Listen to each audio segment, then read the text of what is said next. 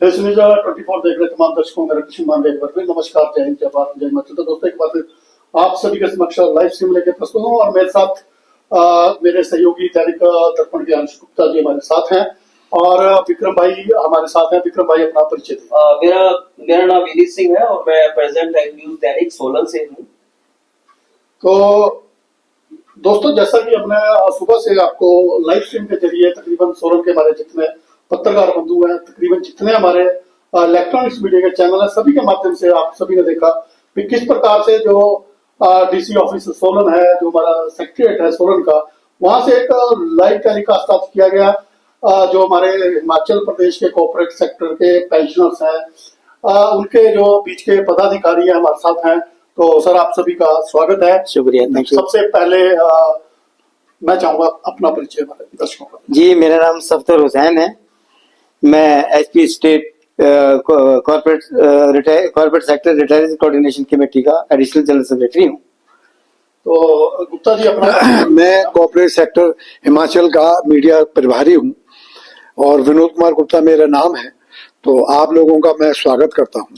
तो दोस्तों दोनों परिचय मतलब हो चुके हैं और सुबह से ही हम इन लोगों के बीच में रहे हैं। सर क्या ऐसी दिक्कत परेशानियां आई जो आज आप लोग धरने प्रदर्शन के लिए आप डीसी ऑफिस सोलन पहुंचे? जी, बहुत अच्छा आपने प्रश्न पूछा है। ये भगवान ना करे ऐसी दिक्कत किसी को आए। हमारा जो मुद्दा है एसपी सरकार से, प्रदेश सरकार से, वो पेंशन के विषय में है। हुआ क्या था कि अक्टूबर 1999 में एक नोटिफिकेशन जारी किया था एचपी स्टेट गवर्नमेंट ने, जिसके तहत जो है हर एक कॉर्पोरेट सेक्टर्स के जो एम्प्लॉय थे उनको पेंशन देनी थी और वो दी भी। उसी नोटिफिकेशन के आधार पर पेंशन मिलनी शुरू हो गई, लेकिन 2/12/2004 को ये नोटिफिकेशन विड्रॉ कर लिया गया। लिहाजा जो उसके बाद जो रिटायर हुए वो उनको पेंशन भी नहीं मिली और वो जो पेंशन मिलती थी उनको भी नहीं मिली। 2016 में जाकर जो है वो उनका एक उन्होंने कोर्ट में केस करा तो उनका उनके फेवर में हुआ, तब जाकर ये उनको एरियर भी मिला और 2099 के जो नोटिफिकेशन था उसके मुताबिक पेंशन भी मिली और उनको अभी भी मिल रही है वो। लेकिन 2004 के बाद जो दूसरे रिटायरीज थे उनको पेंशन नहीं मिल रही है। तो इससे बड़ा रोष है लोगों में और ये बिल्कुल स्वाभाविक है कि इस उम्र में ना तो कोई मजदूरी होती है जी, और बच्चे भी जो है उतने भी साथ देते हैं। जब दो पैसे जरा अपने पास होते हैं, बच्चे भी सोचते हैं भाई इनके पास ना कोई आमदनी है ना कोई पेंशन है, तो जरा पड़ता ही है फर्क। दो पैसे के लिए जो है अपने बच्चों के सामने हाथ फैलाना पड़ता है, अपने पड़ोसियों के या अपने रिश्तेदारों के हाथ सामने हाथ फैलाना पड़ता है, तो ये अच्छी बात नहीं है। तो एक मैं समझता हूँ कि एक एम्प्लॉइज के लिए जिसने 30 40 साल सर्विस करी है तो उसके लिए पेंशन एक बहुत बड़ा सहारा है। पेंशन बहुत बड़ा सहारा है। वो बेचारा आप कम से कम किसी के आगे हाथ फैलाने नहीं फैलाएगा उस वक्त, अपने बच्चों से नहीं कहेगा, अपनी जो बेसिक नीड्स है, बेसिक रिक्वायरमेंट्स है वो तो पूरी कर सकेगा। इसी सिलसिले में जो है Himachal Pradesh pension joint action committee का जो है एक फंक्शन आज यहाँ प्रयोजन किया, डीसी ऑफिस के सामने धरना दिया गया। उसमें हम लोग भी शामिल हैं। ये 18 डिपार्टमेंट्स हैं जिसमें कॉर्पोरेट सेक्टर भी शामिल है। तो विक्रम जी, हाँ सफदर जी, जैसे आपने अपनी दिक्कत और परेशानियों का हवाला हमें दिया है हमारे चैनल के माध्यम से, हम भी लोगों को ये बताना चाहते हैं कि किस तरीके की दिक्कत और परेशानियों का सामना इस स्टेज में आकर जो जिस उम्र के पड़ाव पर आप लोग हैं, ठीक है, तो आप लोगों के साथ हमारी भी पूरी सहानुभूति है। तो आप सरकार से क्या चाहते हैं कि सरकार आपका जो है किस रूप में आपकी सहायता कैसे करे, वो कैसे अपने आप लोगों के सामने आए? बिल्कुल, इस विषय में मैं ये बताना चाहूंगा कि हमने सरकार को हर चीज मुहैया करवाई। सीएम साहब से हम तकरीबन 20-22 बार मिल चुके हैं, हमारे नुमाइंदे हम लोग। हर बार उन्होंने वो फाइनेंस सेक्रेटरी को ही फॉरवर्ड कर देते हैं, फाइनेंस सेक्रेटरी से बात कर लो, उनसे भी हमने बात करी और एक आरटीआई से जो है हमने इन्फॉर्मेशन ली कि हमारा कितना पैसा जो है ईपीएफओ के पास पड़ा है, वो उन्होंने हमारे को दिया है। उसमें एम्प्लॉयर्स फंड है और एम्प्लॉइज फंड है, ये दोनों फंड की हमने इन्फॉर्मेशन ली है वहां से। तो उनको भी दिखाया कि अगर हम उस फंड को जो ट्रांसफर कर दें, एचपी गवर्नमेंट जो है ट्रांसफर करा ले अपने उसमें कॉर्पस फंड बना ले, एक उसमें ट्रांसफर करा ले, तो उससे भी हमारे 2-3 साल जो है वैसे ही कोई बोझ नहीं पड़ेगा एचपी गवर्नमेंट को। तो बार बार बताया गया, पता नहीं क्यों नहीं मेरे, मैं अनेबल टू अंडरस्टैंड कि आदरणीय मुख्यमंत्री क्यों नहीं समझ रहे इस बात को, कि जब उनके ऊपर हमने कहा कि कोई आपको बोझ पड़ने वाला नहीं है, तब भी वो हमारी डिमांड नहीं मान रहे हैं। तो बड़ा अफसोस का, इससे जो है बड़ा रोष है कॉर्पोरेट सेक्टर्स के एम्प्लॉइज में बहुत ज्यादा। ये हमारा लेजिटिमेट राइट है, क्योंकि औरों को मिल रही है, हमारे को नहीं मिल रही है। We are deprived of this right, you know. तो हुसैन जी, मैं पूछना भी चाहूंगा, जो आज आपका धरना प्रदर्शन उपायुक्त कार्यालय के समक्ष हुआ जी, सबसे पहले तो आप उसमें एक ये बताइए कि उसमें कौन कौन से जो डिपार्टमेंट्स थे आपके शामिल थे इसमें? उसमें सर वो टूरिज्म भी डिपार्टमेंट है, पुलिस वाले हैं, मेडिकल वाले हैं, PWD है, इलेक्ट्रिसिटी बोर्ड है। ते तकरीबन 17 डिपार्टमेंट, मतलब हिमाचल प्रदेश के जो हिमाचल प्रदेश जी जी सभी। गुप्ता जी, आपकी तरफ भी मैं रुख करना चाहूंगा, इस विषय पे आप क्या कहना चाहेंगे? सर, हम जो आजकल गवर्नमेंट है, जो सुक्कू जी हैं, इन्होंने 2022 में विधानसभा में ये खड़े होकर बोला था कि जैसे ही हमारी गवर्नमेंट आएगी, पहली कैबिनेट के अंदर कॉर्पोरेट सेक्टर की पेंशन को हम बहाल कर देंगे। विधानसभा में बोलने का मतलब होता है कि आप एक जिम्मेवारी दारी पे बोल रहे हैं। इसके बाद जब चुनाव चल रहे थे, जो आज मंत्री जी आए हैं, धर्म सांडिल जी, इन्होंने हमको बुलाया चुनावों से पहले, हमारा प्रतिनिधिमंडल इनसे मिला और इन्होंने अपने ऑफिस में, कांग्रेस के ऑफिस में बैठ के ये वादा किया, कहते कसम खा के ये वादा किया कि जैसे ही हमारी गवर्नमेंट बनेगी और यदि मैं मंत्री बना तो मैं फाइनेंस सेक्टर को बुलाऊंगा और कॉर्पोरेट सेक्टर की पेंशन को बहाल करूंगा। और इन्होंने वादा किया हमसे। लेकिन जब चुनाव हो गए, ये जीत गए, मंत्री बन गए, तो हम इनसे मिले तो ये कहते कौन सी, मैंने तो कोई वादा ही नहीं किया था। हमें बड़ा ताज्जुब हुआ, मैंने इस जैसा झूठा आदमी तो मैंने अपनी, जो आदमी वहां 100 लोग बैठे थे, 100 लोगों के बीच में खड़े हो गए, इन्होंने वादा किया, खड़े होके बोले, हम लोग बैठे हुए थे कि मैं कॉर्पोरेट सेक्टर की पेंशन को दिलाऊंगा। और जब हम इनसे मिलने गए, कहते कौन सी पेंशन? हम पुराने डीसी ऑफिस में ये किसी प्रोग्राम में आए हुए थे, हमारे जो प्रधान है वो मिले, कहते भाई ये तो बड़ा मुश्किल का काम है। हमने कहा कि जनाब, आपने तो कहा कि बिना पेंशन के तो बड़ा गुजारा है, पेंशन तो मैं भी लेता हूं। अब आप मंत्री जी 6 पेंशन लेते हो, अरे ये हमारा कितना है? हम 70 साल के लोग हो चुके हैं। आजकल हर एक आदमी को बीमारी लगती है, मेडिकल हमको मिलता नहीं है।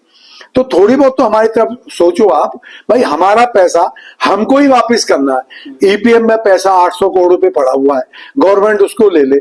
हमारी कॉर्पोरेट सेक्टर की पेंशन बनती है 15-20 करोड़ रुपए महीने, यानी कि हमारा पैसा हमको ही दे तो 7-8 साल तक आराम से पेंशन मिलती रहेगी। और जो कॉर्पोरेट सेक्टर के हमारे एम्प्लॉय जॉब कर रहे हैं, उनका एम्प्लॉयर शेयर करता है, जो कि 18 करोड़ रुपए, यानी साल में 210 करोड़ रुपए जमा होते हैं। वो पैसा रिफंड हमको ही मिल रहा है।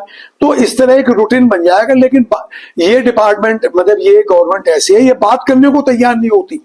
आज भी देखो, संघर्ष समिति ने धर्मशाला में हुआ, 15,000 लोग इकट्ठे हुए थे और वहां सुक्कू जी ने विधानसभा में खड़े होकर कि मैं आपको बात के लिए बुलाऊंगा, लेकिन आज तक ना बुलाया। इसी वजह से आज धरना प्रदर्शन हुआ। अगर देखो ना, 18 डिपार्टमेंट, हम भी इसमें शामिल थे, मिले, इकट्ठे हुए, बात करने को नहीं बुलाते ये। अरे बात तो कर लो, देना ना देना अलग बात है, लेकिन बात करने में भी ये लोग तो बात करके भी तैयार नहीं होते। और इनके कारनामे क्या, देखो अभी सफदर भाई बताएंगे कि इनके कारनामे क्या है, कि हरियाणा के एमएलए आए हुए हैं। तो हाँ, तकरीबन 32 एमएलए, 31-32 एमएलए हरियाणा से यहाँ आए हुए हैं। ये राज्यसभा के चुनाव के उसमें पक्ष में सिलसिले में, तो उनको 5 स्टार होटलों में ठहराया हुआ है, जहाँ तकरीबन 2,000 रुपए का तो वहाँ ब्रेकफास्ट है। खर्चा कितना हो, करोड़ों रुपए का खर्चा हो रहा है। वो एसपी गवर्नमेंट पेयर कर रही है उसको। और मैं दूसरा भी बताया उदाहरण, अपने लिए सब चीजें इनके लिए हो जाती हैं, पैसे आ जाते हैं जी उसमें खजाने में। अपनी लग्जरी गाड़ियों के लिए पैसे आ गए, अपने भत्ते, वेतन भत्ते बढ़ाने के लिए पैसे आ गए समय। और तो और ये आप अपार्टमेंट के लिए सोच लो, यहाँ तकरीबन 35 या 36 जो पोस्टें हैं एडिशनल एडवोकेट जनरल की सैंक्शन पोस्ट है हिमाचल प्रदेश में। लेकिन उसके अगेंस्ट 96 जो है इन्होंने भर्ती कर रखे। वो बताओ, अभी बेकार के जो खर्चे हैं, ये एसपी गवर्नमेंट को मैं इस मंच के माध्यम से रिक्वेस्ट करूंगा कि ये फालतू के खर्चे गवर्नमेंट कम करे और जो देनदारियां हैं उनको पहले पूरी दे। जो बेचारे जरूरतमंद आदमी है, किसी की पेंशन रुकी है, किसी की ग्रेचुइटी रुकी है, किसी का मेडिकल रिम्बर्समेंट रुका है, किसी का डीए रुका है, तो ये सब की पेमेंट जो है बहुत में जरूरी है, बहुत जरूरी है। खासकर इस स्टेज पर जब एक आदमी की चाहत होती है कि उसको कहीं से पैसे मिले, उसका अपना पैसा है हमारा, सरकार ने कुछ नहीं है, सरकार से कुछ नहीं मांग रहा है कोई, ये हमारा अपना पैसा है। अगर कोई डीए का एरियर मांग रहा है तो उसका अपना डीए है, अगर कोई पेंशन का एरियर मांग रहा है उसकी अपनी पेंशन है, जो कि सरकार का दायित्व था, सरकार की रिस्पॉन्सिबिलिटी थी वो इनके एरियर्स को, इनकी देनदारी को जो पूरी करे। लेकिन आज तक मुझे अफसोस है मुख्यमंत्री महोदय जो है पता नहीं अब क्या कर रहे हैं इस मामले में, कोई भी मैं समझता हूँ कि पॉजिटिव एक्शन नहीं सुनने में आया, जो एक बहुत दुखद है और इससे बड़ा रोष है। और इससे मैं ये समझता हूँ कि आने वाले इलेक्शन में हो सकता है कांग्रेस पार्टी को बहुत फर्क पड़े, मैं इस दावे से कह सकता हूँ बिल्कुल फर्क पड़ेगा। और अगर कर भी देंगे तो भाई हम उनके साथ हैं, कांग्रेस पार्टी के, हम उनको सपोर्ट करेंगे, ये जहां तक हो सके हम उनको सपोर्ट, अगर हमारी वो डिमांडें मानते हैं तो हो सकता है हम उनको सपोर्ट करें। लेकिन अगर नहीं मानेंगे तो उनके खिलाफ हर जो है हर उसमें जिले में, हर तहसील लेवल पर, हर ब्लॉक लेवल पर हम उनको अपोज करेंगे। तो सफदर जी, जैसे आगामी आने वाले समय में आप लोगों ने क्या अपनी स्ट्रेटेजी बनाई है, क्या आप लोगों ने उसके लिए कुछ? हाँ जी, हाँ देखिए जी, आज यहाँ धरना हुआ है, तो आज अगर कोई पॉजिटिव रेप्रिकॉशंस कोई इसके आते हैं हमारे को रिजल्ट्स, तो वेल एंड गुड। कोई हमें वार्तालाप के लिए बुलाता है तो अच्छी बात है, नहीं तो 30 जो मार्च को है वो स्टेट लेवल का धरना शिमला में होगा, जिसमें जो है सेक्रेटरीट का घेराव करा जाएगा और मुख्यमंत्री आवास का घेराव किया जाएगा और दीगर मंत्रियों का भी घेराव किया जाएगा। तो सर, जैसा कि गुप्ता जी ने भी बताया कि शांडिल साहब आज मीटिंग थी उनकी यहाँ पे डीसी ऑफिस में जी, उनसे आपकी मुलाकात हुई, आप लोगों को बुलाया, वो खुद भी आपके पास चल के आपने खुद देखा है? हाँ जी, हाँ जी। क्या आपकी बातचीत हुई है उनसे?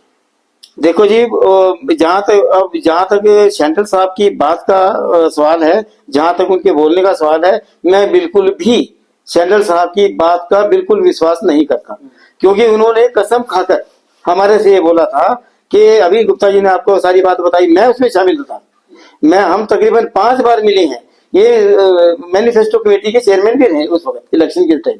हमने इनको ये भी बोला था मैनिफेस्टो कमेटी में, मैनिफेस्टो में भी डाल दो हमारी डिमांड, वो भी नहीं करी। हमारे से साफ साफ वादा किया था कि आप बेफिक्र रहो, आप जैसे ही हमारी सरकार आएगी और अगर मैं मंत्री बना तो मैं सेक्रेटरी फाइनेंस को अपने पास बुलाकर आपको पहली मीटिंग के में जो है आपको पेंशन दिलाऊंगा। सर जी, वो बात आपकी ठीक है, वो तो गुप्ता जी ने पूरे विस्तार से बात बताई, लेकिन हमारा जो प्रश्न था जो आज आपकी बातचीत जो हमारे स्वास्थ्य मंत्री हमसे बातचीत नहीं विषय पे बताई, क्या बातचीत जी? उन्होंने टाल मटोल कर दिया जी, उन्होंने बात घुमाई, वही हमें जो है वो रेवेन्यू ग्रांट नहीं मिल रही है सेंटर से, वो उसका कोई लेना देना हमसे नहीं है।